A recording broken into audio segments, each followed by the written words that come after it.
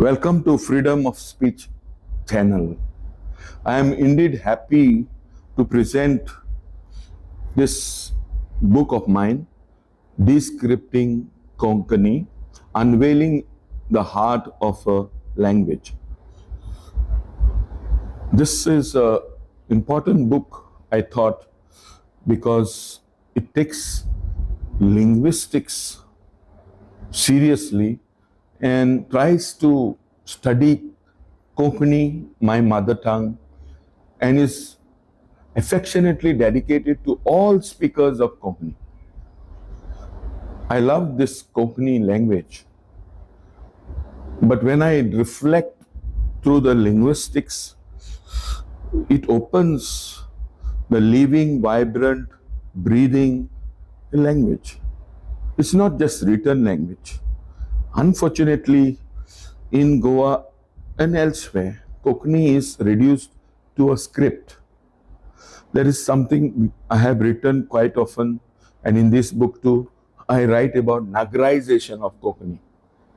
Konkani is reduced to a Nagari script or Romi script. Konkani is beautifully written in 5 scripts.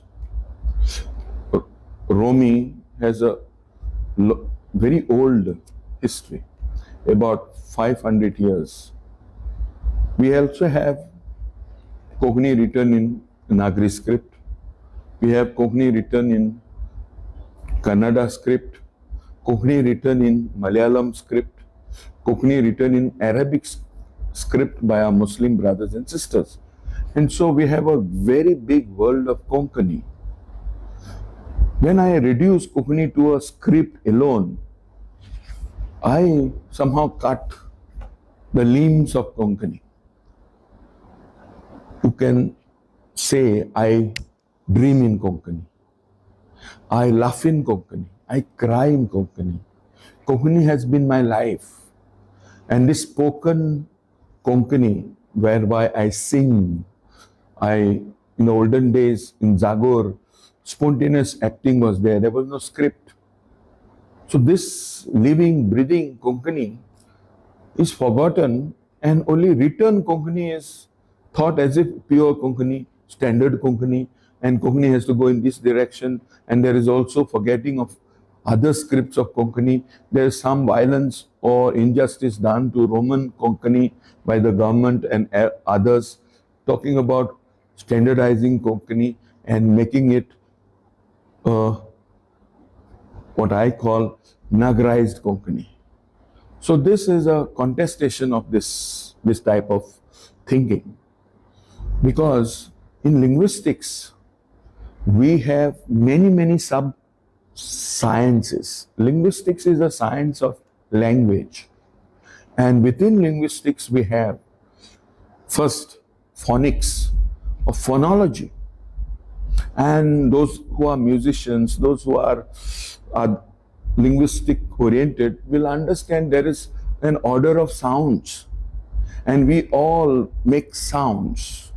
Now, even babies make sounds. So sound is a very primary vehicle of a language, and therefore we share a world of sounds. When somebody speaks in Tamil, let's say, we go on, and Konkani speakers elsewhere may not be able to understand nor even make sense. But someone speaks in, let's say, Bengali, some of it partly we may make sense. Someone speaks in Hindi, those sounds belong together. Someone speaks in Marathi, these sounds of Konkani and Marathi belong together. This is a phonology in a simple sense. Of course, the science is much deeper, and the smallest unit of sound is studied, and we call it phoneme. When these sounds come together to make words, we have the science of morphology.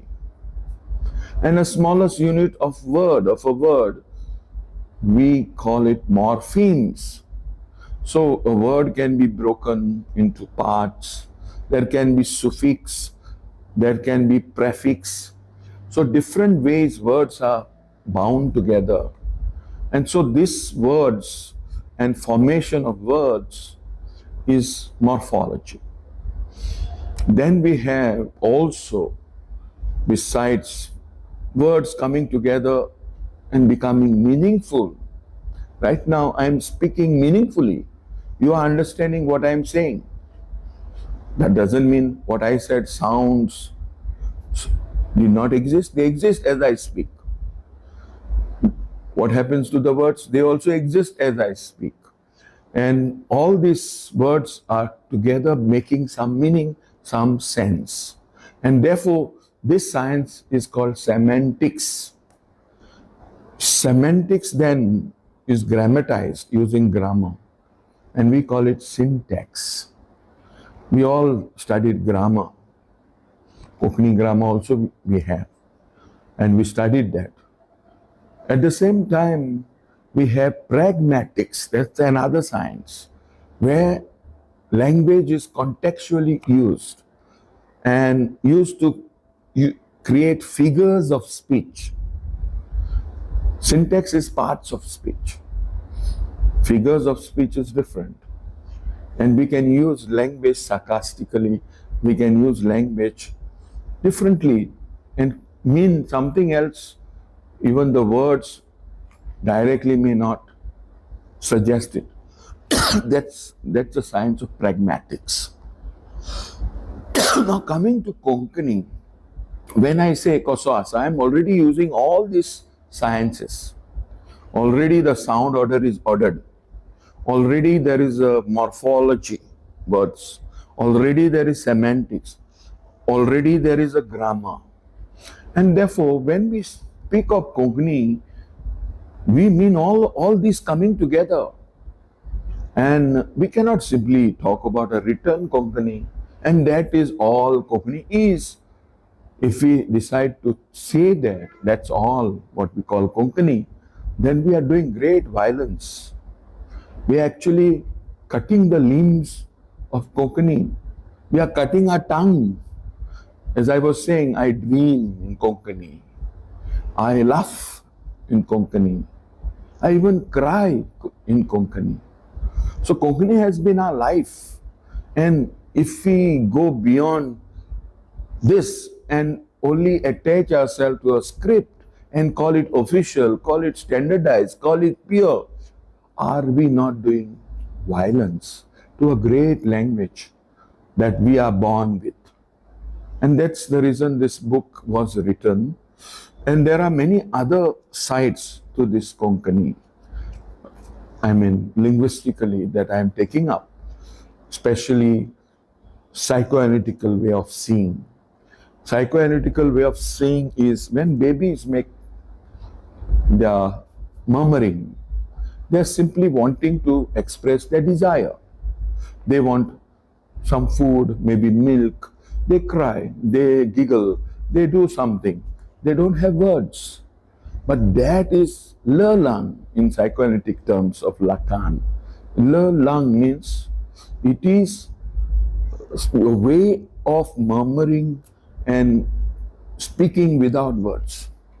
That level, I sometimes think, belong to desire, which is script-oriented.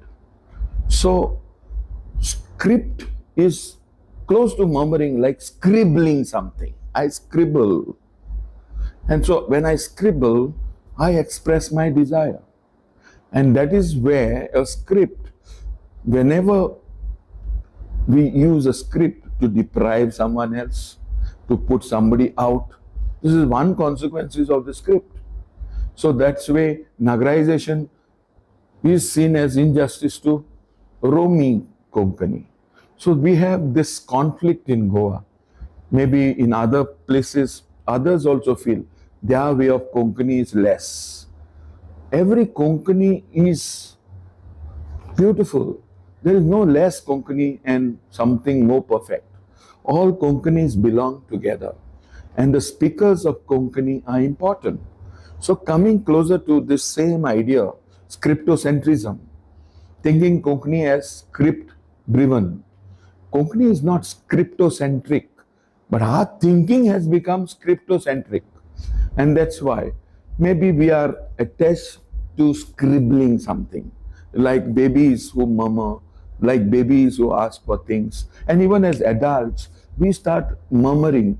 We call names Gunu, Shunu, Shana. Although people have good names, but we express our affection, we express our love using these murmurs that we do. And people, even girls, boys, they like this Shana, Nunu. They all like this and they think they are Gunu. These are sounds without any meaning, and yet it means a lot.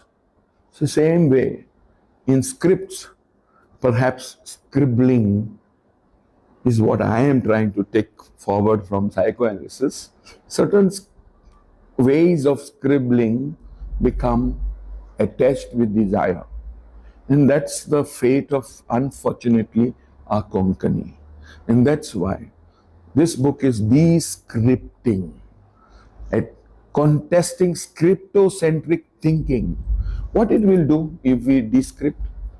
First, scripting and scriptocentric thinking is de-Konkanizing Konkani. Actually, cutting the limbs, cutting the tongue of Konkani. So it is important for me to descript it. Now what it does, it opens Konkani and re-Konkanize Konkani. It opens Konkani to multi-scriptal ways of expression. It opens Konkani to plurivocal way of expression. So we can write Konkani in multiple scripts. We can speak Konkani in multivocal ways. And therefore, what happens? Konkani is enriched. Konkani belongs to its speakers, not merely to its writers. And that's where this book is telling all of us, humbly, not questioning others, not challenging with anger. It does question, challenge, but not with anger, but only with humility. I am trying to call all my fellow Konkani speakers, embrace every Konkani speaker, whether he is in Goa, whether she is in outside Goa, even abroad. All of us belong together, belong to our mother tongue. The mother tongue embraces us, and therefore it is not something written alone. In good old days, we spontaneously used Konkani for many good things.